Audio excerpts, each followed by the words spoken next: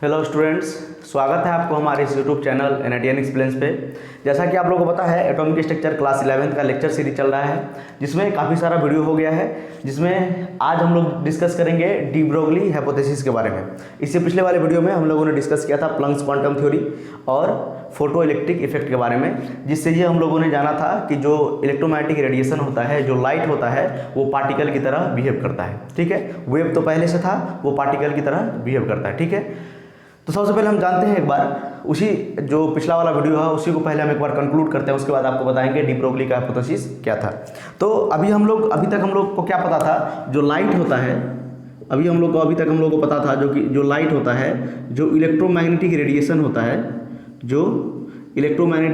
होता है, उसके पास वेव नेचर है। उसके पास कौन सा नेचर है? वेव नेचर है। ये बात हमको पहले से पता है और इसके बारे में आप लोग डिटेल में पढ़िएगा। क्लास 11th में ही आप लोग लाइट चैप्टर में पढ़िएगा, जिसमें इंटरफेरेंस, डिफ्रैक्शन, पोलराइजेशन आप लोग पढ़िएगा वेव ऑप्टिक्स में। तो उससे हम लोग को ये प्रूव होता है कि लाइट के पास, ये पहले से भी हम लोग को पता था, लाइट क्या है? लाइट एक वेव है। लाइट एक क्या है? वेव है, या इलेक्ट्रोमैग्नेटिक रेडिएशन क्या है? वेव है। और हम लोग को पिछले वाले वीडियो में पता चला था कि प्लंक्स क्वांटम थ्योरी अनुसार और फोटो इलेक्ट्रिक इफेक्ट से ये प्रूव हुआ था कि जो लाइट है, जो कि इलेक्ट्रोमैग्नेटिक रेडिएशन होता है, वो पार्टिकल नेचर भी शो करता है। कौन सा नेचर? Particle nature. मतलब ये जो है पार्टिकल से मिलकर बना होता है। वेव जो होता है ये एनर्जी पैकेट से मिलकर बना होता है। किससे? एनर्जी पैकेट से मिलकर बना होता है। और एक पैकेट को हम लोग क्या नाम दे देते? फोटोन। क्या नाम देते थे? Photon. In case of light के केस में क्या नाम देते थे हम लोग? फोटोन। और इसको क्वांटा भी बोला जाता है। क्वांटम प्लंक्स ले, इसलिए उनके थ्योरी का नाम क्या था? प्लंक्स क्वांटम थ्योरी। उन्होंने एक पार्टिकल का नाम क्या दिया? क्वांटम। और बहुत सारा पार्टिकल रहेगा तो क्वांटा। ठीक है, उसी का फोल्डर है। और फोटोन हम लोग बोलते हैं, जब लाइट के केस में हम लोग क्या बोलते हैं? फोटोन बोलते हैं एक पार्टिकल को। ठीक है, तो अभी तक हम लोग जान रहे थे कि जो लाइट है, लाइट वेव होता है। और हम लोगों ने जाना लाइट क्या होता है? पार्टिकल नेचर भी शो करता है। मतलब लाइट के पास दोनों नेचर होता है। कभी लाइट वेव की तरह बिहेव करेगा, कभी लाइट पार्टिकल की तरह बिहेव करेगा। ठीक है, तो यही मतलब जो ब्लैक बॉडी रेडिएशन है, उसके बाद ब्लैक बॉडी रेडिएशन के बारे में आप लोग पढ़िएगा थर्मोडायनेमिक्स में, रेडिएशन चैप्टर में पढ़िएगा आप लोग, क्लास 11th में ही पढ़िएगा कि ब्लैक बॉडी रेडिएशन के बारे में। और जो प्लंक्स ने अपना क्वांटम थ्योरी दिया था, उसमें ब्लैक बॉडी रेडिएशन के बारे में ही जिक्र किया था, और उसी से उन्होंने पार्टिकल नेचर को साबित किया था। उसके बाद जो फोटो इलेक्ट्रिक इफेक्ट है, क्वांटम इफेक्ट है, बहुत सारा इफेक्ट से ये क्या प्रूव हुआ कि पार्टिकल नेचर होता है किसके पास? इलेक्ट्रोमैग्नेटिक रेडिएशन के पास। तो अभी हम लोग को क्या पता है? लाइट के पास दोनों नेचर होता है। वेव नेचर भी होता है, पार्टिकल नेचर भी होता है। लाइट पैकेट्स ऑफ एनर्जी से मिलके बना हुआ है। ये मतलब आइंस्टाइन साहब ने भी बोला था, और क्वांटम ने भी, मतलब प्लंक्स ने भी बोला था। ठीक है, तो लाइट क्या होता है? लाइट वेव की तरह भी बिहेव करता है और पार्टिकल की तरह भी बिहेव करता है। कहने का मतलब लाइट के पास डुअल नेचर होता है। क्या होता है? डुअल नेचर ऑफ रेडिएशन बोल सकते हैं। Dual nature of radiation. Dual nature मतलब दो गुण होगा इसके पास। वेव की तरह भी बिहेव करेगा और पार्टिकल की तरह भी बिहेव करेगा। कभी कभी वेव की तरह बिहेव करेगा, कभी कभी पार्टिकल की तरह बिहेव करेगा। पार्टिकल की तरह कब बिहेव करेगा? जब फोटो इलेक्ट्रिक इफेक्ट होगा, जब क्वांटम इफेक्ट होगा, जब ब्लैक बॉडी रेडिएशन होगा। इस सारे केस में किसके तरह बिहेव करेगा? पार्टिकल की तरह। वेव की तरह कब बिहेव करेगा? जब इंटरफेरेंस होगा, डिफ्रैक्शन होगा। ये सब आप डिटेल में पढ़िएगा वेव ऑप्टिक्स में। ठीक है, तो dual nature of matter and dual nature of radiation का ये क्या है? रेडिएशन मतलब रेडिएशन के पास दो नेचर होगा, वेव नेचर और पार्टिकल नेचर। उसी तरह डी ब्रोगली ने बताया कि जैसे रेडिएशन के पास, जैसे लाइट के पास, लाइट हम बार बार इसलिए बोल रहे हैं क्योंकि लाइट से हम लोग ज़्यादा फेमिलियर हैं, इसीलिए रेडिएशन, इलेक्ट्रोमैग्नेटिक रेडिएशन, लाइट में क्या है? इलेक्ट्रोमैग्नेटिक रेडिएशन है। तो जो लाइट की तरह, जैसे लाइट के पास दोनों नेचर होता है, पार्टिकल नेचर भी होता है और वेव नेचर भी होता है। वेव नेचर तो पहले से था और उसके पास पार्टिकल नेचर भी होता है। उसी तरह जो मैटर होता है, जो पार्टिकल होता है, मटेरियल पार्टिकल होता है, उसके पास भी दो नेचर होता है। उसके पास भी दो नेचर होगा। कहने का मतलब वो पार्टिकल की तरह तो पहले से बिहेव कर रहा था। ये पार्टिकल तो पहले से होगा, पार्टिकल, तो ये तो पहले से है। मैटर क्या है? पार्टिकल पहले से है। ये मैटर है, हम मैटर है, आप मैटर है, सब कुछ मैटर है। मैटर कहने का मतलब जिसके पास क्या है, देखिए ये मार्कर मैटर है, इसके पास मास है, मोमेंटम है, मेरे पास, मैं भी मैटर हूँ, आप भी मैटर है, मेरा मोबाइल भी मैटर है, ये ब्लैक बोर्ड भी मैटर है, सब ये व्हाइट बोर्ड सब कुछ क्या है, ये मैटर है। तो मैटर का मतलब क्या होता है? मैटर के पास क्या है? पार्टिकल नेचर तो पहले से था। और डी ब्रोगली साहब ने बताया उसके पास कौन सा नेचर होगा? वेव नेचर भी होगा। कौन सा नेचर होगा? वेव नेचर भी होगा। जिस तरह बोला नेचर के पास सिमेट्री होता है, जिस तरह लाइट जो रेडिएशन होता है, लाइट होता है, वो वेव के साथ साथ पार्टिकल नेचर शो करता है, उसी तरह मैटर भी पार्टिकल के साथ साथ वेव नेचर भी शो करेगा। पार्टिकल के साथ साथ वेव नेचर भी शो करेगा। यही था इनका हाइपोथेसिस। इनको अगर बढ़िया से लिख देंगे इसको, पहले आप समझिए क्या होता है। मटेरियल पार्टिकल भी यहाँ पर लिख सकते हैं, मटेरियल पार्टिकल। इन्होंने बोला जो मटेरियल पार्टिकल, जो मूविंग पार्टिकल, एक और इंपॉर्टेंट, मूविंग पार्टिकल क्या होना चाहिए? मूविंग होना चाहिए। पार्टिकल क्या होना चाहिए? मूविंग होना चाहिए। मूविंग पार्टिकल के पास पार्टिकल के साथ साथ पार्टिकल नेचर तो वैसे भी होता है, वेव नेचर भी होगा। वेव, उसके पास वेव नेचर भी होगा। इसको हम लोग क्या बोलेंगे? Dual nature. डी ब्रोगली है, इसको क्या बोला जाता है? डुअल नेचर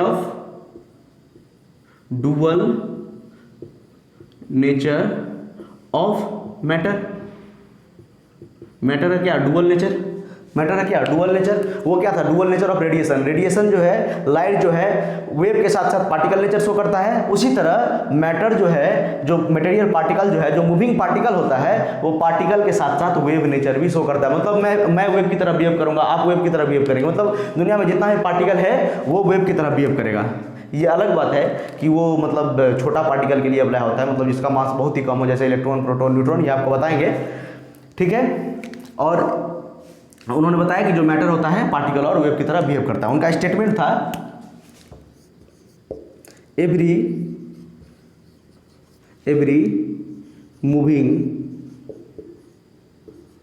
मूविंग जरूरी है, मूव करना चाहिए। Moving material particle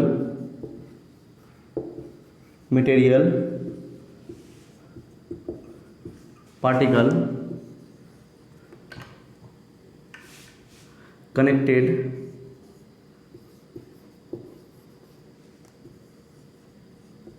with wave. जितना भी मूविंग पार्टिकल होता है उसके पास क्या होता है? वेव होता है। या लिख सकते हैं every moving particle has wave associated in it. मतलब जितना भी मूविंग पार्टिकल है उसके पास क्या होता है? वेव भी होता है। पार्टिकल के साथ साथ वेव नेचर भी होता है। उनका उन्होंने फार्मूला भी दिया वेव कैलकुलेट करने का, लेमडा। अरे वेव है तो उसके पास लेमडा होगा। वेव के पास क्या होता है? लेमडा होता है। ये देखिए तो ये क्या होता है? लेमडा होता है। यही दो कंसेक्यूटिव जो होता है लगातार क्रिस्ट या दो लगातार ट्रफ के बीच के डिस्टेंस को हम लोग क्या बोलते हैं? लेमडा। तो जो वेव है तो उसके पास लेमडा भी होगा। और लेमडा कैलकुलेट करने का उन्होंने फार्मूला भी बताया, H/P उन्होंने फार्मूला भी बताया। जहाँ पर H क्या है? H हमारा है प्लंक्स कांस्टेंट। H क्या है? प्लंक्स कांस्टेंट, जिसका वैल्यू कितना होता है? 6.626 × 10⁻34 जूल सेकेंड। और P क्या है? मोमेंटम। जिस पार्टिकल का हम लोग लेमडा निकालना चाह रहे हैं उसका मोमेंटम, उसका क्या? मोमेंटम। ठीक है। तो उन्होंने लेमडा निकालने का फॉर्मूला है बताया। और इस लेमडा को हम लोग बोलते हैं डी ब्रोगली वेवलेंथ। इस लेमडा को हम लोग क्या बोलते हैं? De Broglie wavelength. इस लेमडा को हम लोग बोलते हैं डी ब्रोगली वेवलेंथ,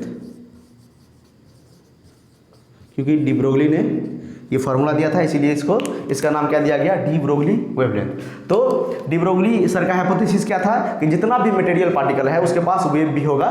ठीक है। जितना भी मटेरियल पार्टिकल है, every moving material particle connected with wave, उसके पास क्या होगा? वेव होगा। या every moving particle associated with wave in it. ठीक है। तो उसके पास क्या होगा? वेव नेचर होगा। पार्टिकल के साथ उसके साथ क्या होगा? Wave nature. Dual nature of matter के पास क्या होगा? दो नेचर होगा, पार्टिकल नेचर भी और वेव नेचर भी। ये फार्मूला प्रूव करके आपको दिखाते हैं, पहले ये नोट कीजिए।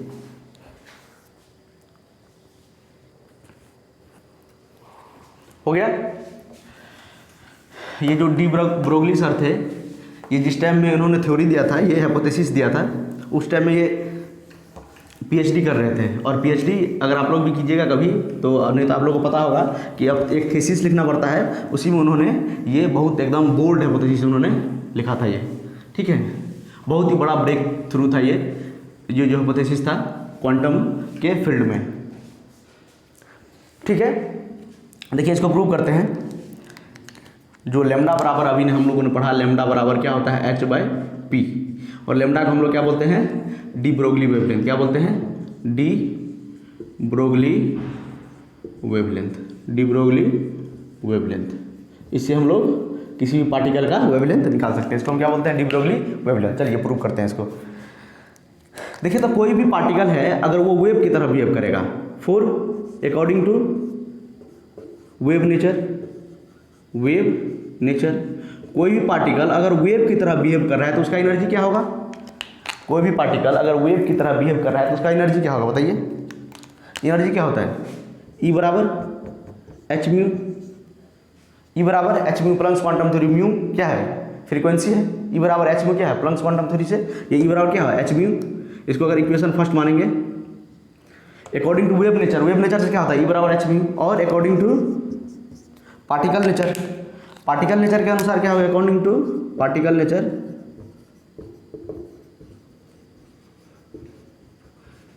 नेचर के हिसाब से एनर्जी का वैल्यू क्या होता है E बराबर mc²। ये फेमस आइंस्टाइन सर का इक्वेशन है, रिलेटिविटी का थ्योरी है, ये 1905 में लगभग आ गया था। तो उसके बाद ये लगभग थ्योरी 1924-25 में दिया गया था ये थ्योरी। तो उन्होंने क्या किया, ये जो प्लंक्स सर का जो ये E बराबर एच म्यू था एनर्जी का फॉर्मूला, और ये जो मटेरियल पार्टिकल के लिए जो एनर्जी का फॉर्मूला था, उन्होंने बोला अगर मैटर जो है, अगर ये जो मैटर है, अगर मैटर वेव और पार्टिकल की तरह दोनों बिहेव करता है तो ये जो वेव नेचर का जो एनर्जी होता है और ये पार्टिकल नेचर का जो एनर्जी होता है, दोनों एनर्जी बराबर होना चाहिए। अगर मैटर अगर वेव की तरह बिहेव करता है और पार्टिकल की तरह बिहेव करता है तो दोनों एनर्जी क्या होना चाहिए, इक्वल होना चाहिए, क्योंकि दोनों तो इसी का एनर्जी है। तो दोनों एनर्जी क्या होना चाहिए, इक्वल होना चाहिए। तो इन्होंने क्या किया, दोनों एनर्जी को इक्वेट कर दिया। देखिए क्या मिलेगा, इक्वेटिंग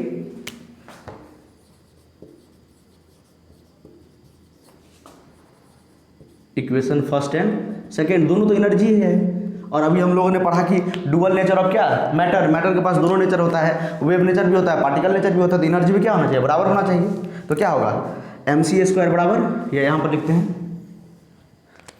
क्या हो जाएगा, mc² बराबर h म्यू। और यहाँ पर इसको हम क्या लिख सकते हैं, लेमडा के टर्म्स में क्या लिख सकते हैं, एनर्जी को हम लोग लेमडा के टर्म्स में लिखते थे hc/λ, क्योंकि फ्रीक्वेंसी बराबर क्या होता है, c/λ। फ्रीक्वेंसी बराबर क्या होता है, c/λ। तो यहाँ से हम h म्यू को क्या लिख सकते हैं, hc/λ। h म्यू को क्या लिख सकते हैं, hc/λ, क्योंकि हमको लेमडा का एक्सप्रेशन चाहिए ना, लेमडा चाहिए हमको। तो c से c गया, देखिए एक c से एक c, तो mc बराबर क्या हो गया, h/λ। और उन्होंने क्या किया, देखिए ये जो c है ये वेलोसिटी ऑफ लाइट होता है, इलेक्ट्रोमैग्नेटिक रेडिएशन का ये वेलोसिटी होता है। तो कोई भी पार्टिकल जो है लाइट के वेलोसिटी से तो नहीं मूव करेगा, हम तो लाइट के वेलोसिटी से मूव नहीं करेंगे, आप लाइट के वेलोसिटी से मूव नहीं करेंगे, उसके पास तो एक लिमिटेड वेलोसिटी होता है, उतना लाइट का वेलोसिटी सबसे ज़्यादा होता है 3 × 10⁸ मीटर पर सेकेंड। ब्रह्मांड में सबसे ज़्यादा वेलोसिटी किसका होता है, लाइट का वेलोसिटी। इसके आसपास भी कोई नहीं भटकता है इस वेलोसिटी के आसपास, ठीक है। तो उन्होंने क्या किया, इस v को रिप्लेस कर दिया, उन्होंने रिप्लेस कर दिया c से, मतलब ये c को रिप्लेस कर दिया उन्होंने v से, c को रिप्लेस कर दिया v से, इस c को रिप्लेस कर दिया v से, और v को उन्होंने बोला जो पार्टिकल होगा उसका वेलोसिटी, जो मटेरियल पार्टिकल होगा उस पार्टिकल का वेलोसिटी, ठीक है। तो m यहाँ पर हम क्या करते हैं, इसको m c के जगह क्या लिख देते हैं, v बराबर h/λ। यहाँ से उल्टा दीजिए, लेमडा क्या हो जाए, इसको नीचे दीजिए, इसको इस साइड डाल दीजिए, mv को नीचे करते हैं, इसको इस साइड ले आते हैं, तो लेमडा बराबर क्या हो जाएगा, h/mv। ये mv क्या होता है, मोमेंटम।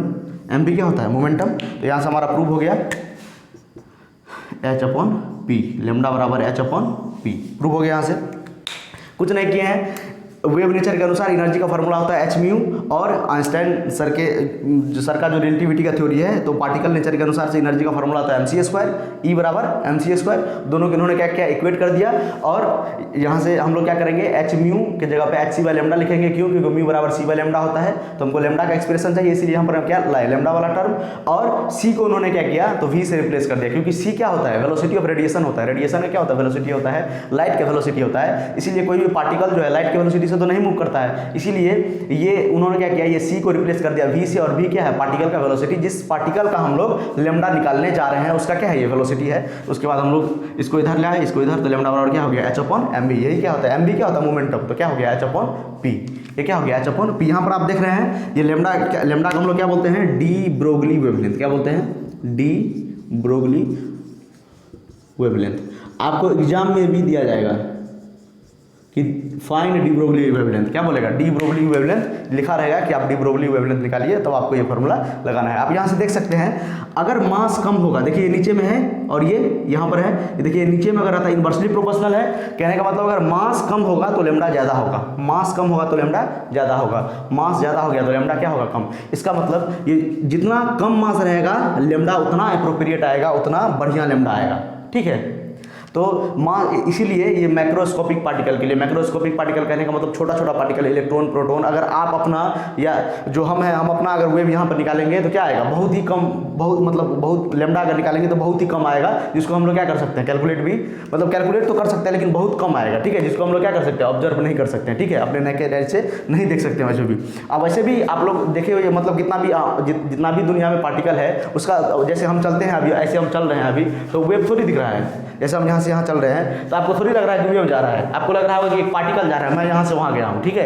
तो अगर आप अपना वेव कैलकुलेट कीजिएगा या मतलब किसी पार्टिकल का वेव कैलकुलेट कीजिएगा, किसी मतलब जिसका मास ज़्यादा है, मास ज़्यादा कहने का मतलब 100 ग्राम भी है, वो भी बहुत ज़्यादा मास है, ठीक है, उसका अगर लेमडा कैलकुलेट कीजिएगा तो बहुत ही कम लेमडा आएगा, आपको मैं कैलकुलेट करके बताऊंगा। उसी तरह अगर आप इलेक्ट्रॉन का कैलकुलेट कीजिएगा, उन्होंने बेसिकली इलेक्ट्रॉन के लिए बताया था, इलेक्ट्रॉन का मास कितना होता है, 9.1 इंटू 10⁻³ kg, मतलब -31 kg, बहुत ही कम मास होता है, उसके लिए लेमडा क्या आएगा, एप्रोप्रिएट आएगा, ठीक है। आपको निकाल के बताते हैं, नोट कीजिए इसको। तो मास जितना कम रहेगा उतना ठीक ठाक वैल्यू आएगा किसका, लेमडा का। देखिए बुक में दिया रहता है लेमडा को, जो ये जो लेमडा का फॉर्मूला है h/p या h/mv, आप लोग ये याद रखिएगा, वेलोसिटी दिया रहेगा, मास दिया रहेगा, आपको क्या निकालना होगा, लेमडा निकालना होगा। देखिए अभी हम लोग निकालते हैं de Broglie wavelength in terms of kinetic energy. De Broglie wavelength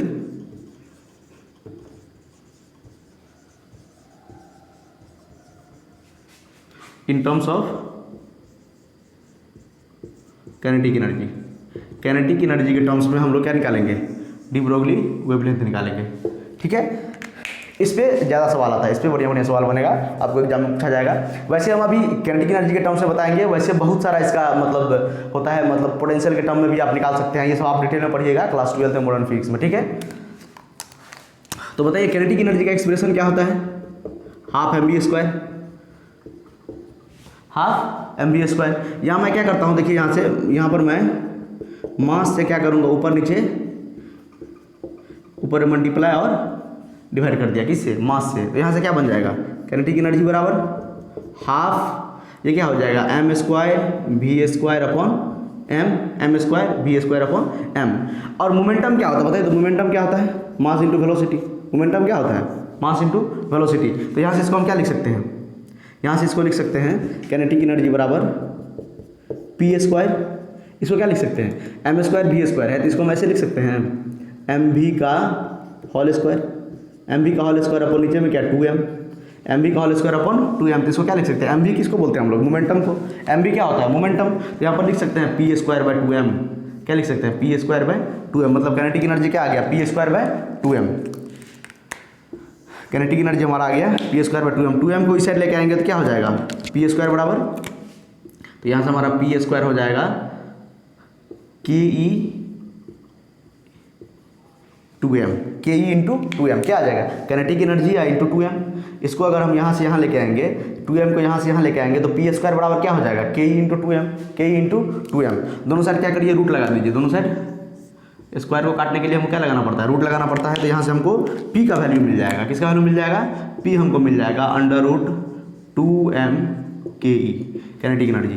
तो p का वैल्यू हमको क्या मिल गया काइनेटिक एनर्जी के टर्म्स में, तो आप पुट कर दीजिए वहाँ पे, तो लेमडा का वैल्यू आपको मिल जाएगा। लेमडा बराबर क्या होता है, h/p, तो क्या हो जाएगा h/√2m ke, ठीक है। अगर आपको क्वेश्चन में दिया रहेगा काइनेटिक एनर्जी तो आप इस फार्मूला से कैलकुलेट कर सकते हैं, जो कि आया हम लोग का, जो कि क्या आया, लेमडा बराबर h/√2m 2m के भी लिख सकते हैं और के ई भी लिख सकते हैं। के ई मतलब कैनेटिक एनर्जी, के ई मतलब कैनेटिक एनर्जी। किसी पार्टिकल का कैनेटिक एनर्जी दिया रहेगा तो इस तरह से हम लोग क्या करेंगे, डायरेक्ट वैल्यू पुट करेंगे कैनेटिक एनर्जी का और मास उस पार्टिकल का, और एच का वैल्यू तो आप लोगों को पता है 6.67 × 10⁻⁻, मतलब 6.626 × 10⁻34 जूल सेकेंड वैल्यू पुट करेंगे तो हमारा क्या आ जाएगा, लेमडा आ जाएगा, डी ब्रोगली वेवलेंथ आ जाएगा। तो डी ब्रोगली वेवलेंथ का फॉर्मूला कैनेटिक एनर्जी के टर्म्स में ये होता है। क्या किया, ऊपर नीचे मास से डिवाइड कर दिए, मतलब मल्टीप्लाई भी कर दिया और डिवाइड भी कर दिया, तो क्या हो गया m² v² या mv का स्क्वायर लिख सकते हैं, होल स्क्वायर।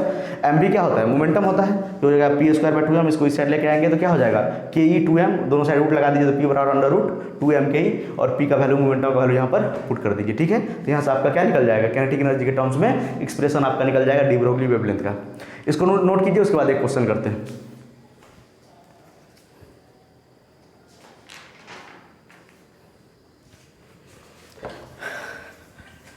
चलिए आपको निकाल के बताते हैं डी ब्रोगली वेवलेंथ इलेक्ट्रॉन का। आप लोग खुद से भी निकाल सकते हैं। इलेक्ट्रॉन का किस लिए निकाल रहे हैं, क्योंकि और किसी भी पार्टिकल का निकालिएगा, एक फुटबॉल का भी निकाल लीजिएगा जिसका मास सपोज 1 kg है, या फुटबॉल सपोज 0.5 ग्राम है या 100 ग्राम है, उसका भी अगर आप लोग निकालिएगा तो उसका वेवलेंथ क्या आएगा, बहुत ही कम आएगा। आप लोग निकाल के देख लीजिएगा, बहुत ही कम वेवलेंथ आएगा। ठीक है, देखिए क्वेश्चन है,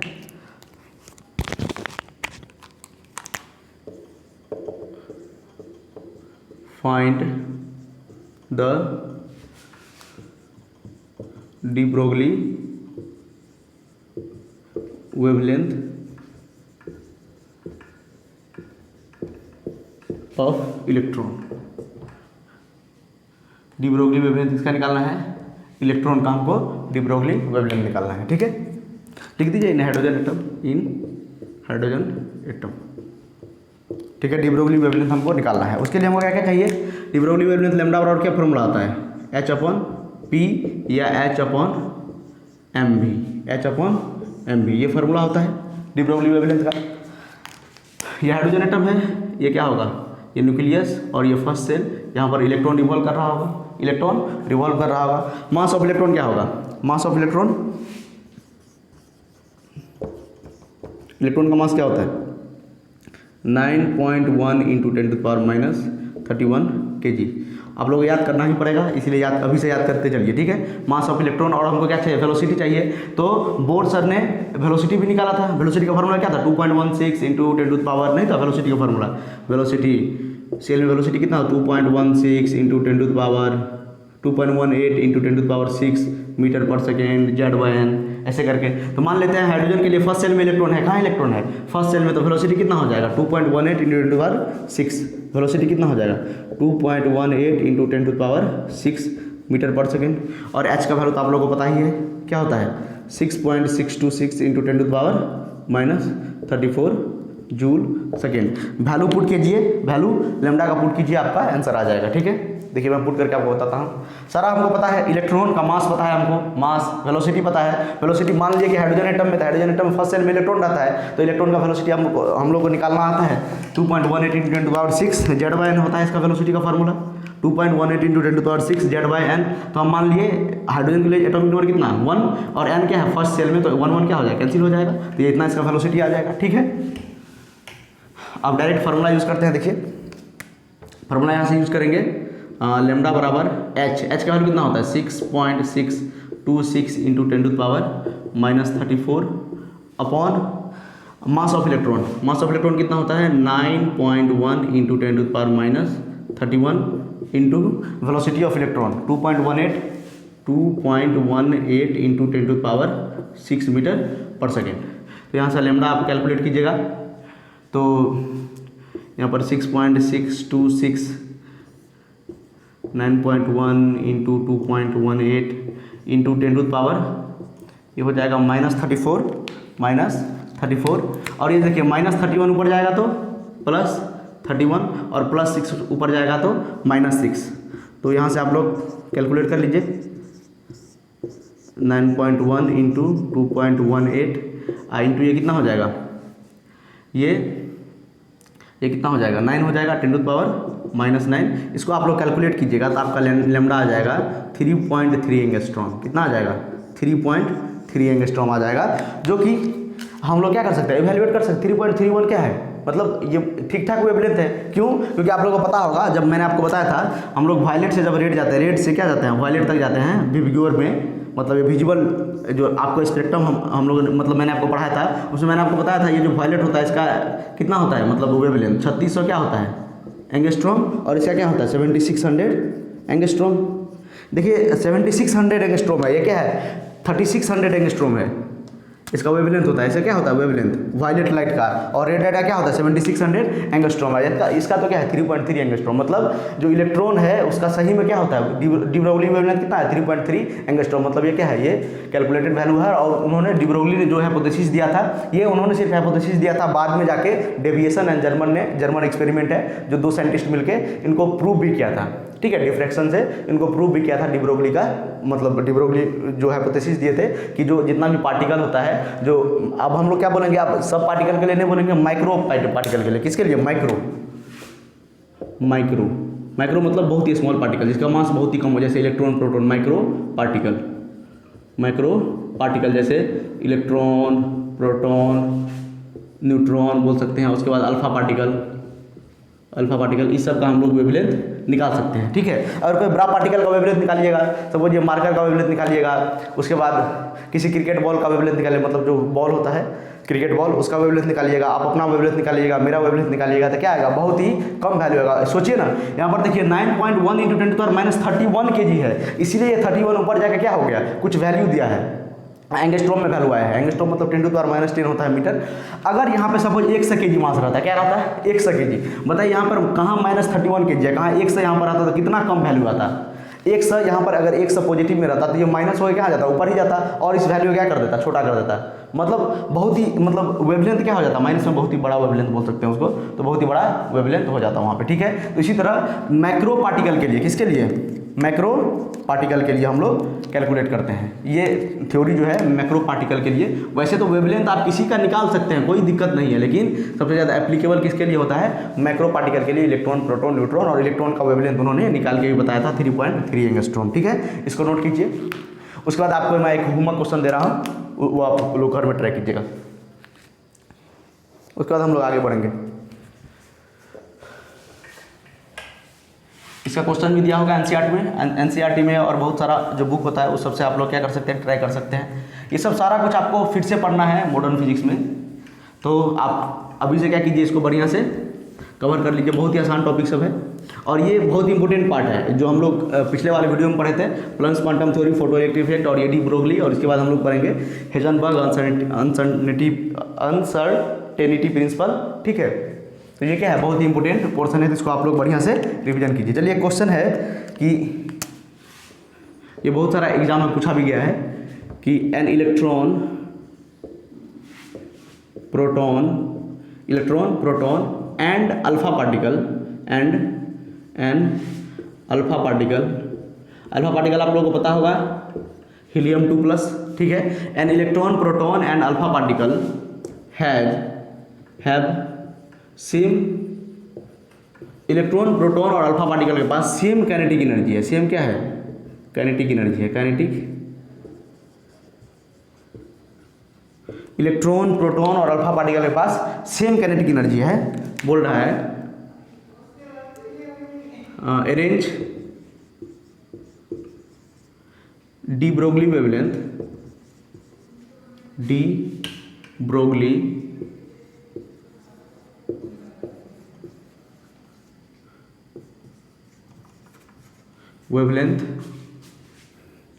इन असेंडिंग ऑर्डर।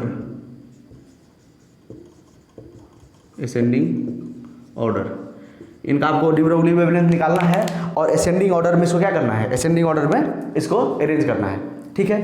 तो निकालना नहीं पड़ेगा आपको, देखिए बहुत ही आसान है। दिया क्या है, काइनेटिक एनर्जी दिया है, क्या दिया है, काइनेटिक एनर्जी। अल्फा पार्टिकल मतलब इलेक्ट्रॉन प्रोटॉन और अल्फा पार्टिकल सबका क्या सेम है, सबका काइनेटिक एनर्जी सेम है। सबका क्या सेम है, सबका काइनेटिक एनर्जी सेम है, सबका काइनेटिक एनर्जी सेम है। तो लगाइए काइनेटिक एनर्जी वाला फार्मूला। काइनेटिक एनर्जी का फार्मूला क्या होता है, लेमडा निकालने के लिए काइनेटिक एनर्जी के टर्म्स में फार्मूला क्या होता है, लेमडा बराबर h/√2m के ई, 2m के ई। देखिए सब में काइनेटिक एनर्जी सबका क्या है, सेम है, सबका काइनेटिक एनर्जी सेम है, तो इसका तो कोई लफड़ा नहीं है। और क्या वेरिएबल है, एच भी कॉन्स्टेंट है, एच भी सबके लिए सेम होगा, प्लस कॉन्स्टेंट भी सबके लिए सेम होगा, काइनेटिक एनर्जी भी सेम है, तो लेमडा किसके प्रोपोर्शनल है, लेमडा इनवर्सली प्रोपोर्शनल किसके है, अंडर रूट, और 2 भी कांस्टेंट है, अंडर रूट m के। कहने का मतलब जिसका, तभी भी मैंने आपको बताया था, जिसका मास ज़्यादा उसका लेमडा कम, जिसका मास ज़्यादा उसका लेमडा कम। ठीक है, हमको असेंडिंग ऑर्डर में अरेंज करना है। बताइए, इलेक्ट्रॉन का मास, प्रोटॉन का मास और अल्फा पार्टिकल का मास। अल्फा पार्टिकल का मास होता है 4amu, कैसे, He2 प्लस होता है ना इसका, अल्फा पार्टिकल क्या है, He2 प्लस आयन होता है ना। हीलियम का मास क्या, कितना होता है, 4amu। अब प्रोटॉन का मास क्या आता है, 1amu। ठीक है, मैंने आपको बताया था इलेक्ट्रॉन प्रोटॉन डिस्कवरी के बाद मैंने आपको बताया था न्यूट्रॉन के डिस्कवरी वाले वीडियो में टेबल बना के, इसको क्या बोलते हैं, 4amu। ठीक है, क्योंकि 4 टाइम्स अल्फा पार्टिकल मतलब 4 टाइम्स मतलब प्रोटॉन का मास होता है, और इलेक्ट्रॉन का मास तो बहुत ही कम होता है, 0.00054 amu। अगर amu देखेंगे तो 0.0054 amu होता है। ठीक है, तो सबसे कम मास किसका है, इलेक्ट्रॉन का, तो सबसे ज़्यादा लेमडा किसका होगा, इलेक्ट्रॉन का। उसके बाद किसका लेमडा होगा, प्रोटॉन का। उसके बाद किसका होगा, अल्फा पार्टिकल का। हमको बोला है असेंडिंग ऑर्डर में, असेंडिंग ऑर्डर मतलब सबसे कम पहले किसका होगा, सबसे कम लेमडा किसका होगा, अल्फा पार्टिकल का। अल्फा पार्टिकल का सबसे कम होगा, उसके बाद किसका होगा, प्रोटॉन का, और उसके बाद किसका होगा, इलेक्ट्रॉन का। तो यही है असेंडिंग ऑर्डर में हम लोग क्या किए, अरेंज करने के लिए बोला था। इस टाइप का क्वेश्चन एग्जाम में अक्सर पूछा जाता है, जेईई मेंस सब में, तो इस तरह का सवाल आप लोग प्रैक्टिस कर सकते हैं बुक से। ठीक है, तो ये फार्मूला था, एक फार्मूला क्या था, लेमडा बराबर h/√2m के ई, और एक और फार्मूला क्या था, लेमडा बराबर h/mv या h/p। ठीक है, नोट कीजिए इसको, उसके बाद दूसरे टॉपिक पे चलते हैं।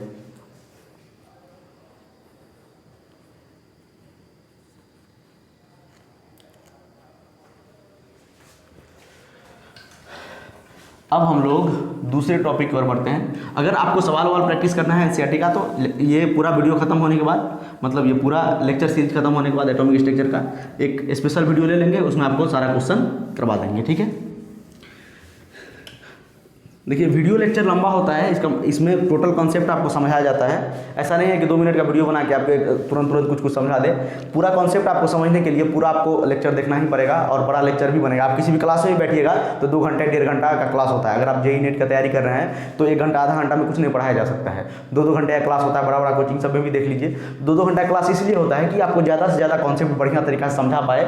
उससे आपको क्या होगा, सवाल बनाने में बहुत ही आसानी होगी। ठीक है, कॉन्सेप्ट क्लियर होता है, सवाल बन जाता है। अगर आपको वीडियो बहुत स्लो लगता है, बहुत स्लो हम पढ़ाते हैं, तो आप × 2 स्पीड पे देख सकते हैं, × 1.5 पे देख सकते हैं, तो ऑटोमेटिक वो वीडियो क्या हो जाएगा, छोटा हो जाएगा। ठीक है, तो हम लोग अब पढ़ेंगे Heisenberg uncertainty principal.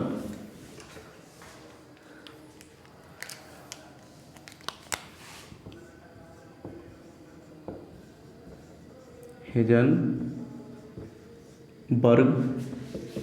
Uncertainty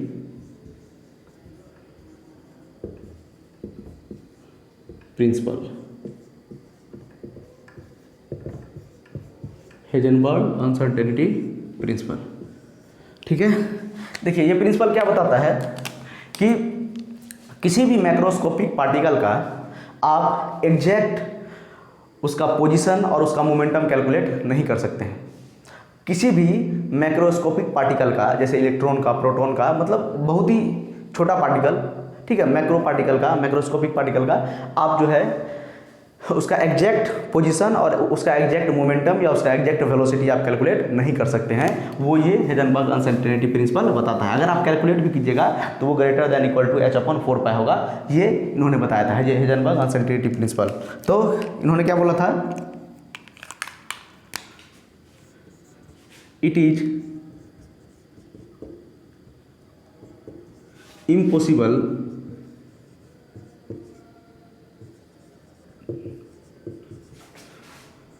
to calculate the momentum and position। It is impossible to calculate, ये इम्पॉसिबल है कैलकुलेट करना मोमेंटम और position of any macroscopic particle, any macroscopic particle. ठीक है, at the same time.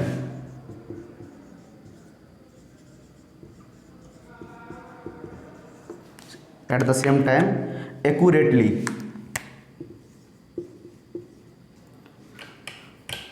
With accuracy, लिख सकते हैं with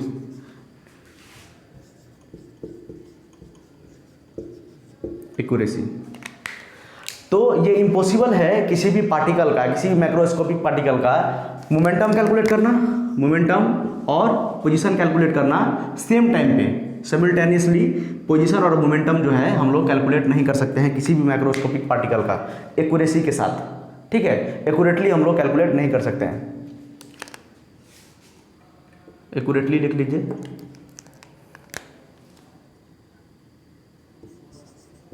accurately हम लोग जो है एक्यूरेटली क्या होगा, कैलकुलेट नहीं कर पाएंगे, उसमें कुछ ना कुछ इरर जरूर आएगा, उसमें कुछ ना कुछ इरर जरूर आएगा। It is impossible to calculate the momentum and position of any macroscopic particle, किसी भी मैक्रोस्कोपिक पार्टिकल का हम लोग एग्जैक्ट पोजीशन और मोमेंटम कैलकुलेट नहीं कर सकते हैं। अगर कैलकुलेट करेंगे तो उसमें जरूर कुछ ना कुछ इरर आएगा।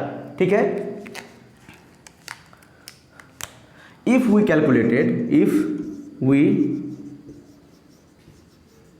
calculated then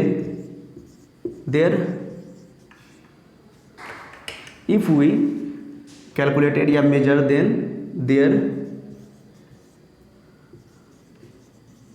must be an error, वहाँ पर एरर होगा। ठीक है, अगर हम कैलकुलेट कर लिए तो वहाँ पर एकदम जरूरी है कि वहाँ पर क्या होगा, एरर होगा, या तो पोजीशन में एरर होगा या मोमेंटम में एरर होगा या दोनों में एरर होगा। तो ये हेजनबर्ग अनसर्टेनिटी प्रिंसिपल ये बताता है कि किसी भी मैक्रोस्कोपिक पार्टिकल का, किसी भी पार्टिकल का हम लोग एग्जैक्ट मोमेंटम और पोजीशन नहीं बता सकते हैं सेम समय पे, सेम टाइम पे एग्जैक्ट मोमेंटम और उसका पोजीशन या वेलोसिटी या पोजीशन उसका नहीं बता सकते हैं। अगर हम बताए हैं, अगर कोई बता रहा है तो इसका मतलब उसमें क्या है, जरूर इरर है, उसमें क्या है, जरूर इरर है। ठीक है, और वो जो इरर होगा वो किसके बराबर होगा, वो जो इरर होगा ये delta p into delta x जो होगा ये ग्रेटर देन इक्वल टू क्या होगा, एच अपॉन 4 पाई। ये जो एरर आएगा ये एरर किसके बराबर होगा, एच अपॉन 4 पाई, या तो इसके बराबर या इससे ज़्यादा एरर होगा। ठीक है, कहने का मतलब ये डेल्टा पी क्या है, अगर आप लोग अभी तक यूनिट्स एंड मेजरमेंट चैप्टर पढ़े हुएगा तो डेल्टा पी आपको पता होगा, error in measurement, error in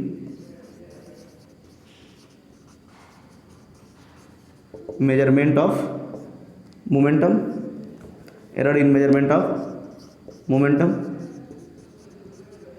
delta P क्या है, मतलब जो मेजरमेंट किए हैं मोमेंटम का उसमें क्या है, एरर है, और डेल्टा एक्स को हम लोग डिनोट करते हैं, डेल्टा एक्स को हम लोग बोलते हैं एरर इन मेजरमेंट ऑफ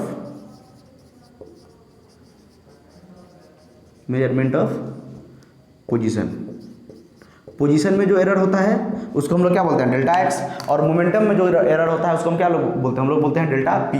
तो जो एरर होगा किसमें, मोमेंटम में, और जो पोजीशन में, मतलब जो एरर होगा मोमेंटम में और जो एरर होगा पोजीशन में, उसका वैल्यू जो होगा greater than H by 4 pi होगा। ठीक है, या तो बराबर या तो उससे बड़ा होगा। ठीक है, इतना का एरर आएगा। फिर से एक बार हेजनबर्ग अनसर्टेनिटी प्रिंसिपल ये बताता है कि किसी भी पार्टिकल का, किसी भी मैक्रोस्कोपिक पार्टिकल का हम लोग exact eight the same time पे एग्जैक्ट उसका मोमेंटम और पोजीशन नहीं बता सकते हैं, मोमेंटम और पोजीशन नहीं बता सकते हैं। अगर कोई बता रहा है, अगर आप कैलकुलेट करना चाहते हैं तो वहाँ पर एरर होगा, जरूर एरर होगा। ठीक है, और डेल्टा पी किसको डिनोट करता है, डेल्टा पी डिनोट करता है error in measurement of momentum, और डेल्टा एक्स डिनोट करता है यूनिट एंड मेजरमेंट, जो फिजिक्स का पहला चैप्टर है उसमें आप लोग पढ़िएगा। डेल्टा एक्स डिनोट करता है error in measurement of position. ठीक है, तो delta p into delta x, error in momentum into error in position greater than equal to h by 4 pi होगा।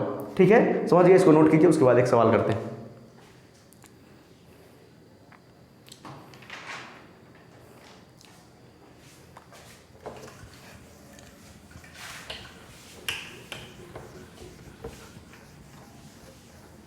किसी भी मैक्रोस्कोपिक पार्टिकल का हम लोग एग्जैक्ट मोमेंटम और पोजीशन नहीं बता सकते हैं। यही गलती कौन किए थे, बोर साहब ने यही गलती किए थे कि इलेक्ट्रॉन जो है, इलेक्ट्रॉन का उन्होंने क्या बताया था, ये जो मतलब न्यूक्लियस है और ये इलेक्ट्रॉन चारों ओर रिवॉल्व कर रहा है, तो इनका उन्होंने क्या बता दिया था इनका उन्होंने रेडियस भी बता दिया था। रेडियस कहने का मतलब जो पोजीशन है, रेडियस मतलब क्या, पोजीशन वेक्टर है, तो पोजीशन इसका बता दिया था। पोजीशन क्या बताया, 0.53 n² z नहीं बताए थे। पोजीशन भी बता दिए थे इलेक्ट्रॉन का, और उसी समय वेलोसिटी भी बता दिए थे। वेलोसिटी क्या, 2.16 × 10⁶ मीटर पर सेकेंड। उन्होंने क्या बता दिया था, z/n, किसी n सेल के लिए आप निकाल रहे हैं तो z/n। उन्होंने क्या बता दिया था, इलेक्ट्रॉन का वेलोसिटी भी बता दिया और रेडियस भी बता दिया, जो कि ये गलत है। ऐसे हम लोग नहीं बता सकते हैं, इसमें जरूर एरर आएगा। क्या आएगा, एरर आएगा। एरर कितना आएगा, > h/4π। ठीक है, ये हम लोग लिमिटेशंस में पढ़ेंगे, आज ही पढ़ेंगे। तो हम लोगों ने पढ़ा कि जो ∆P डॉट ∆x > क्या होना चाहिए, h/4π। कहने का मतलब पोजीशन में एरर इनटू मोमेंटम में एरर, और दोनों का बराबर मतलब > क्या होना चाहिए, h/4π। मतलब या तो इससे बराबर या इससे ज़्यादा का ही एरर होगा। क्या होगा, एरर होगा। ठीक है, और इससे हम लोग जो है एक और फार्मूला ड्राइव कर सकते हैं ऑल्सो। मोमेंटम बराबर क्या होता है, मोमेंटम बराबर होता है मास इंटू वेलोसिटी। क्या होता है, मास इंटू वेलोसिटी। तो ∆P बराबर हम क्या लिख सकते हैं, ∆P बराबर, मास में तो कुछ एरर नहीं होगा, मास तो फिक्स होता है, इलेक्ट्रॉन का, प्रोटॉन का, किसी का मास तो फिक्स होता है। तो मास इंटू वेलोसिटी में एरर हो सकता है, ∆V। तो इसको हम लोग क्या लिख सकते हैं, मोमेंटम को हम लोग क्या लिख सकते हैं, मोमेंटम को हम लोग लिख सकते हैं, मोमेंटम को लिख सकते हैं m∆V into ∆x > h/4π।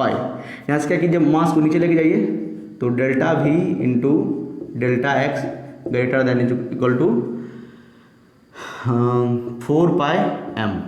4πm।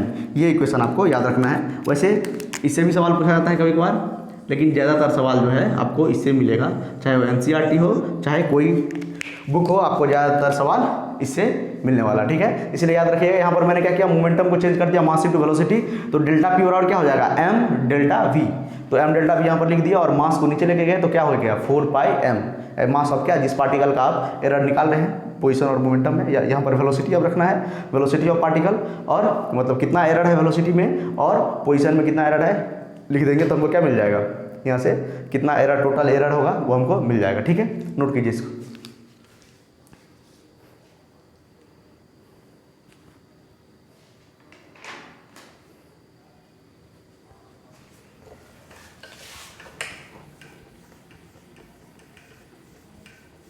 एक हम लोग क्वेश्चन करते हैं,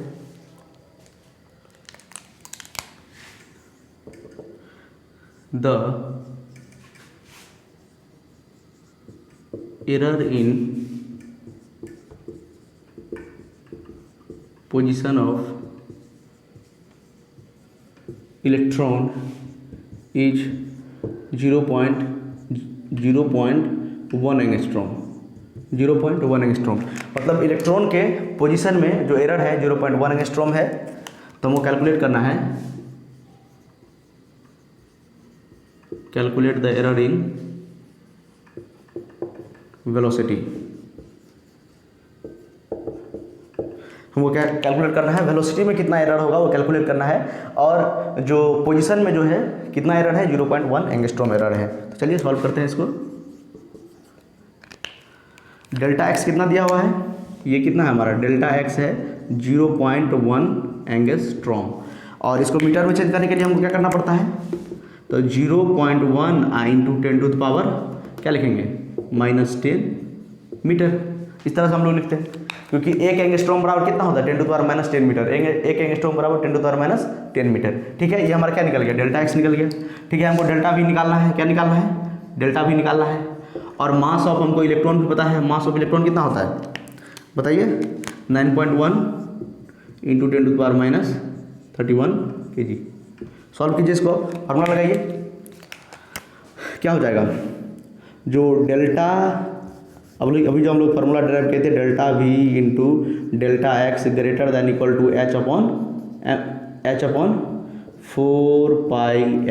h/4πm। वैल्यू पुट कीजिए, ∆V का वैल्यू, ∆V हमको निकालना है, ∆V हमको निकालना है। तो लिखते हैं ∆V इंटू ∆x कितना है 0.1 into 10⁻⁻10 metre greater than equal to h/4 into pi का वैल्यू 22/7 इंटू एच का वैल्यू पुट कर दीजिए वहाँ पे 6.626 इंटू 10⁻⁻34। एच प्लस कांस्टेंट है, अभी तो आपको पता चल ही गया होगा। और एम क्या है, मास ऑफ इलेक्ट्रॉन 9.1 इंटू 10⁻31 kg। ठीक है, सारा का आप लोग सॉल्व कीजिएगा तो आपको डेल्टा वी में एरर आएगा।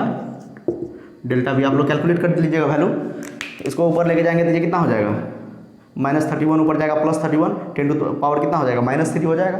कितना हो जाएगा 10⁻⁻3। और इसको सॉल्व कीजिएगा, इसको नीचे लेके चले जाइएगा तो आपका आ जाएगा delta v greater than equal to 5.17 into 10⁻6 metre पर सेकेंड। इतना का एरर आएगा। कितना आएगा 5.7 इंटू 10⁻6 मीटर पर सेकेंड आपका एरर आएगा।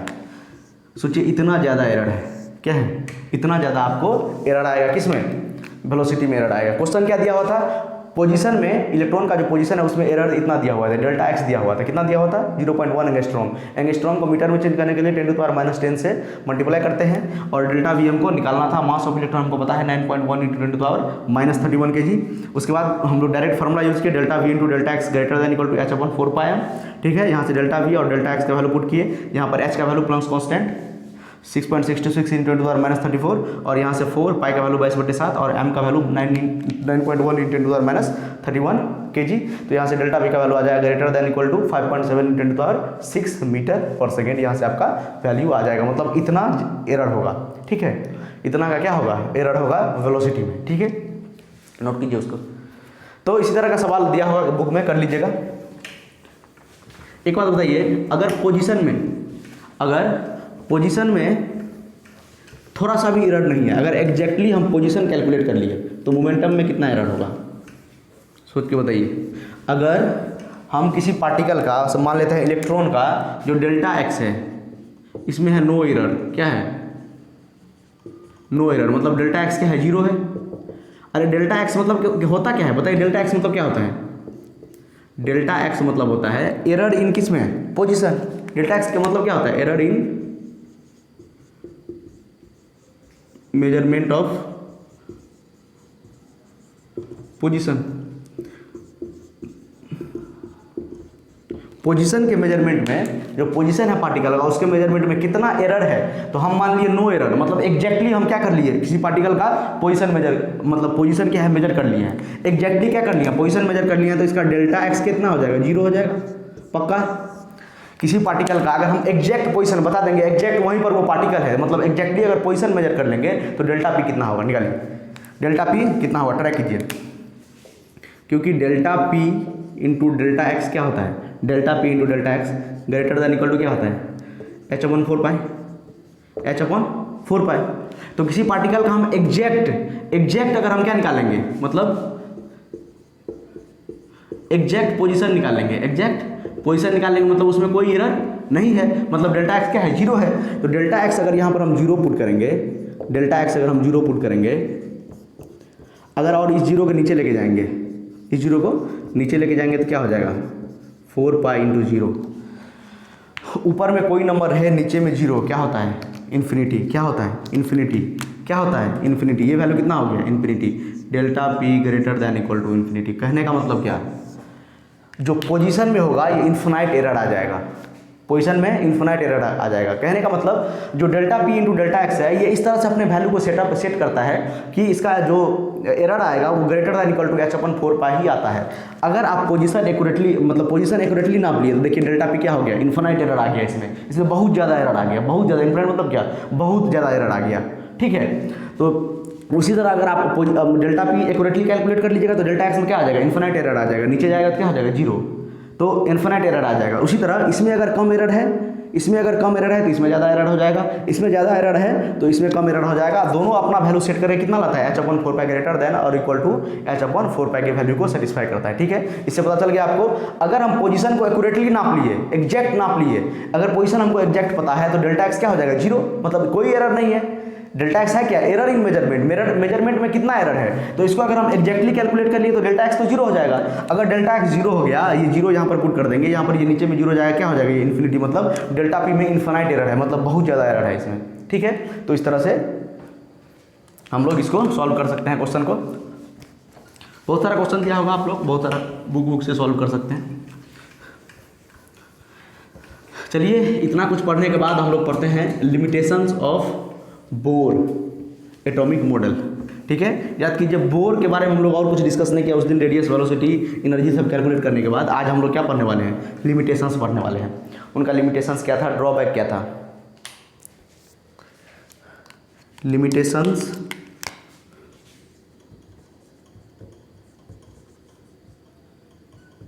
लिमिटेशंस या ड्रॉबैक भी बोल सकते हैं, limitations of Bohr atomic model, bore atomic model का ड्रॉबैक क्या क्या है। जो नील बोर सर ने जो अपना एटॉमिक मॉडल दिया था, उन्होंने वेलोसिटी सब बहुत कुछ कैलकुलेट किया था, वेलोसिटी, रेडियस, उसके बाद kinetic energy, potential energy, total energy और स्पेक्ट्रम के बारे में बताया था। तो ये सारा का ड्रॉबैक क्या है, उनका तो बहुत ही बढ़िया मॉडल था और बहुत कुछ उन्होंने एक्सप्लेन किया था, और क्या क्या वो एक्सप्लेन नहीं कर पाए, क्या क्या उनसे छूट गया, वही हम लोग यहाँ पर डिस्कस करेंगे, ड्रॉबैक डिस्कस करेंगे। पहला point,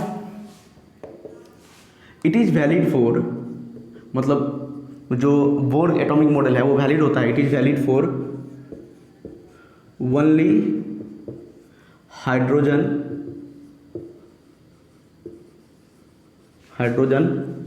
and hydrogen like atom. ये जो है बोर सर का जो ये एटॉमिक मॉडल था, ये किसके लिए सिर्फ वैलिड था, हाइड्रोजन के लिए और हाइड्रोजन लाइक एटम के लिए, लाइक हाइड्रोजन लाइक एटम जैसे कि He+, उसके बाद Li2+, Be3+, etc। कहने का मतलब सिंगल इलेक्ट्रॉन सिस्टम के लिए वैलिड था, means it is valid for single electron system, single electron system. इनका जो थ्योरी था वो सिर्फ किसके लिए वैलिड था, सिंगल इलेक्ट्रॉन सिस्टम के लिए। देखिए He+, हीलियम में 2 इलेक्ट्रॉन होता है, एक निकाल दिया, प्लस मतलब 1 इलेक्ट्रॉन लॉस हो गया तो 1 इलेक्ट्रॉन बचा। Li2+ कहने का मतलब लिथियम में कितना इलेक्ट्रॉन होता है, हाइड्रोजन, हीलियम, लिथियम 3 नंबर में 3 इलेक्ट्रॉन होता है, तो 3 इलेक्ट्रॉन होता है तो 1 इलेक्ट्रॉन क्या हो गया, 2 इलेक्ट्रॉन क्या हो गया, लॉस हो गया, तो कितना इलेक्ट्रॉन बचा, 1 इलेक्ट्रॉन। कहने का मतलब इनका जो थ्योरी था हाइड्रोजन या हाइड्रोजन लाइक स्पीसीज के लिए, हाइड्रोजन लाइक एटम के लिए वैलिड था, जैसे He+, लिथियम+, बेरिलियम 3+, लिथियम 2+, इसके लिए। कहने का मतलब 1 इलेक्ट्रॉन सिस्टम, इसके लिए सिंगल इलेक्ट्रॉन सिस्टम के लिए ये वैलिड था। किसके लिए, सिंगल इलेक्ट्रॉन, ऐसा स्पीसीज जिसके पास एक ही इलेक्ट्रॉन हो, जैसे जिसके पास एक ही इलेक्ट्रॉन। आपको याद भी होगा कि हम लोग ज़्यादा मतलब आगे हैवी एटम सब के लिए ये हम लोग नहीं कैलकुलेट किए थे क्योंकि उन पे ये वैलिड नहीं है। तो ये उनका क्या है, ड्रॉबैक है। सारा इन्होंने तो बहुत सारा चीज़ कैलकुलेट किया, रेडियस कैलकुलेट किया, वेलोसिटी कैलकुलेट किया, एनर्जी कैलकुलेट किया, ठीक है, और स्पेक्ट्रल लाइन सब भी, हाइड्रोजन स्पेक्ट्रम भी बताया, लेकिन इनका जो थ्योरी था सारे एटम के लिए, सारे एलिमेंट के लिए वैलिड नहीं था। हाइड्रोजन एटम के लिए और हाइड्रोजन लाइक एटम मतलब 1 इलेक्ट्रॉन स्पीसीज के लिए सिर्फ वैलिड था। कहने का मतलब इसके पास 1 इलेक्ट्रॉन होगा। तो बेरिलियम के पास 4 इलेक्ट्रॉन होता है, 3 इलेक्ट्रॉन लॉस हो जाएगा, 3+ मतलब इलेक्ट्रॉन का लॉस करना, 3 इलेक्ट्रॉन लॉस हो जाएगा तो 1 इलेक्ट्रॉन बचेगा, ये भी क्या हो गया, 1 इलेक्ट्रॉन सिस्टम। तो इस पर भी हम लोग लगा सकते हैं, ठीक है। तो इसका थ्योरी जो था 1 इलेक्ट्रॉन सिस्टम के लिए वैलिड था, ये पहला ड्रॉबैक। दूसरा, ही डू नॉट एक्सप्लेन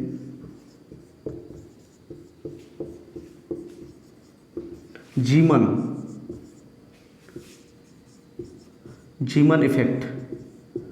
जीमन इफेक्ट क्या होता है, जीमन इफेक्ट होता है splitting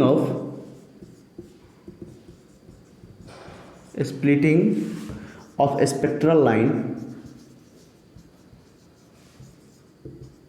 in magnetic field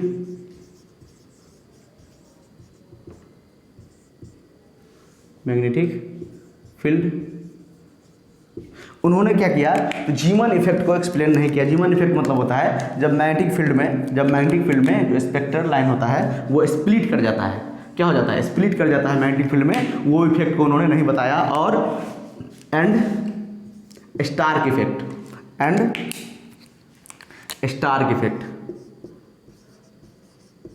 Stark effect, उन्होंने स्टार्क इफेक्ट और जीमन इफेक्ट नहीं बताया। स्टार इफेक्ट मतलब क्या होता है, splitting of spectral line in electrical field, splitting of spectral line, splitting of spectral line in electric field, electric जो spectral line होता है, जो आपको बताए थे लाइन वाला, जो लाइमन सीरीज, बालमन सीरीज, बहुत सारा लाइन मिला था, ठीक है, बहुत सारा जो इमिशन स्पेक्ट्रम में बहुत सारा लाइन मिला था, जिसको डिफरेंट सीरीज में डिफरेंट साइंटिस्ट ने डिवाइड किया, जैसे Lyman series, Balmer series, Paschen series, Brackett series, आपको याद करने का भी तरीका बताए थे। लो ब्लड प्रेशर है, Lyman series, Balmer series, Paschen series, Brackett series, ठीक है। वो वीडियो अगर नहीं देखे हैं तो आप लोग टाइप कीजिए हाइड्रोजन स्पेक्ट्रम, आपको मिल जाएगा वीडियो, ठीक है। एटॉमिक स्ट्रक्चर में साथ में लगा दीजिएगा एनर्जी एक्सपीरियंस, तो आपको मिल जाएगा video. He do not explain जीमन effect, जीमन effect उन्होंने बताया। जीमन इफेक्ट मतलब क्या होता है, splitting of spectral line in magnetic field, magnetic field में स्पेक्ट्रल लाइन स्प्लिट कर जाता है, उसके बारे में उन्होंने कुछ नहीं बताया। और स्टार्क इफेक्ट, स्टार्क इफेक्ट मतलब क्या होता है, splitting of spectral line in electrical field, electric field में जो लाइन का स्पेक्ट्रल लाइन का स्प्लिटिंग होता है उसको बोलते हैं स्टार्क इफेक्ट, और मैग्नेटिक फील्ड में जो होता है उसको बोलते हैं जीमन इफेक्ट। याद कैसे करेंगे, याद रखने का तरीका है, देखिए इसमें एम है, इसमें जीमन इफेक्ट में एम है कि नहीं है, जीमन इफेक्ट में क्या है, एम है, तो एम से याद रखेंगे मैग्नेटिक फील्ड में स्पेक्ट्रल लाइन का स्प्लिटिंग हो जाएगा, ठीक है। और एक और जीमन अगर याद रहा मैग्नेटिक फील्ड में, तो स्टार्क याद रहेगा कौन सा फील्ड में, इलेक्ट्रिक फील्ड में, ठीक है। याद करने का तरीका, जीमन में क्या है, एम आता है, तो एम यहाँ पर आ गया तो क्या याद रखेंगे, मैग्नेटिक फील्ड में मतलब स्प्लिटिंग हो गया स्पेक्ट्रल लाइन का। और स्टार्क अगर एक मैग्नेटिक फील्ड में स्प्लिट कर है जीमन वाला, तो स्टार्क वाला याद रहेगा कौन सा, इलेक्ट्रिक फील्ड में, ठीक है। तो उन्होंने ये एक्सप्लेन नहीं किया कि splitting of spectral line in magnetic field and electric field, ठीक है। और उन्होंने क्या, इसका जो थ्योरी था, इनका जो बोर एटॉमिक मॉडल था, सिर्फ हाइड्रोजन और हाइड्रोजन लाइक एटम के लिए वैलिड था। एक और है, बताते हैं, इसको नोट कीजिए।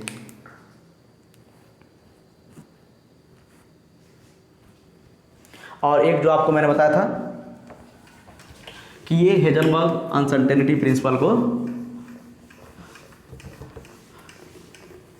फॉलो नहीं करता है, ठीक है।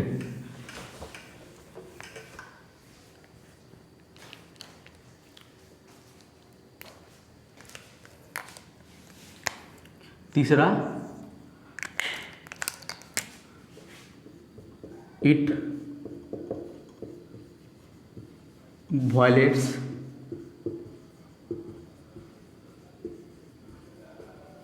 Heisenberg's uncertainty principle,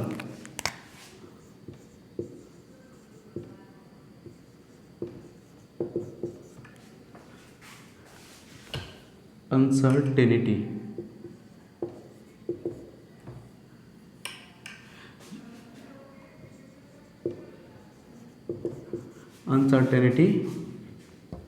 principal.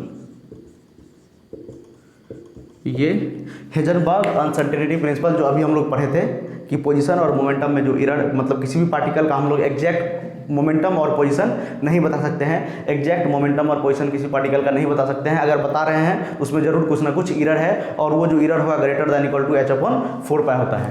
तो इन्होंने ये जो है, जो बोर एटॉमिक मॉडल है, हेजनबर्ग अनसर्टेनिटी प्रिंसिपल को वैलिड नहीं करता है, अवॉइड करता है, मतलब वायलेट नहीं करता है। As Bohr calculated radius and velocity of electron in atom में इन्होंने क्या किया था, वेलोसिटी भी कैलकुलेट कर लिया था और रेडियस भी कैलकुलेट किया था। Rn का फॉर्मूला क्या था, 0.53 n²/z। ये किसमें था, एंगस्ट्रॉम में। किसमें था, एंगस्ट्रॉम में। इन्होंने क्या किया था, Rn मतलब रेडियस भी कैलकुलेट कर लिया था और वेलोसिटी भी इन्होंने कैलकुलेट कर लिया था। वेलोसिटी इन्होंने निकाला था 2.18 × 10⁶ Z/n, मीटर पर सेकेंड। उन्होंने एक ही साथ क्या निकाल लिया था, वेलोसिटी भी निकाल लिया था और रेडियस भी निकाल लिया था। रेडियस करने का मतलब इन्होंने पोजीशन भी निकाल लिया था और वेलोसिटी भी निकाल लिया था। कहने का मतलब मोमेंटम भी इन्होंने निकाल लिया था, जो कि क्या है, गलत है, जो कि क्या है, नहीं हम लोग बता सकते हैं। किसके अनुसार, हेजनबर्ग अनसर्टेनिटी प्रिंसिपल के अनुसार किसी भी पार्टिकल का, किसी भी मैक्रोस्कोपिक पार्टिकल का हम लोग एग्जैक्ट पोजीशन और मोमेंटम नहीं बता सकते हैं, और बोर सर ने इनको कैलकुलेट कर लिया था। तो ये मतलब हेजनबर्ग अनसर्टेनिटी प्रिंसिपल को वायलेट करता है। ठीक है, ठीक है, मतलब ओबे नहीं करता है, हेजनबर्ग अनसर्टेनिटी प्रिंसिपल को ओबे नहीं किया। ठीक है, ये भी इसका क्या है, ड्रॉबैक है।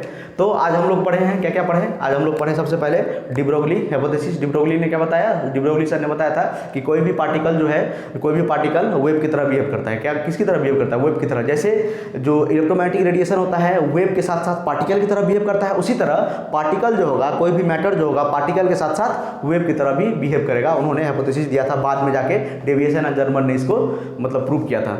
ठीक है, और उन दोनों को भी नोबेल प्राइज मिला था, और ये डिब्रोगली सर को भी वो एक हाइपोथेसिस के लिए, वो एक लाइन के लिए उनको भी क्या मिला था, नोबेल प्राइज मिला था। ठीक है, क्योंकि वो बहुत बड़ा चीज़ बोल दिए थे। ठीक है, बहुत बड़ा ब्रेक थ्रू था क्वांटम के फील्ड में। ठीक है, आप लोग डिटेल में आगे भी पढ़िएगा अगर फिजिक्स लेकर पढ़ेंगे कभी तो। उसके बाद हम लोग हेजनबर्ग अनसर्टेनिटी प्रिंसिपल पढ़े, उसमें हम लोगों ने मतलब पढ़ा भी कि किसी भी पार्टिकल का हम लोग एग्जैक्ट पोजीशन और मोमेंटम नहीं बता सकते हैं। अगर बता रहे हैं तो उसमें क्या आएगा, जरूर कुछ ना कुछ एरर आएगा, और वो जो एरर होगा greater than equal to h/4π होगा। उसके बाद हम लोग limitations of Bohr atomic model पढ़े। आई होप आपको वीडियो पसंद आया होगा। अगर पसंद आ रहा है तो लाइक कीजिए, शेयर कीजिए अपने फ्रेंड्स के साथ। Thank you.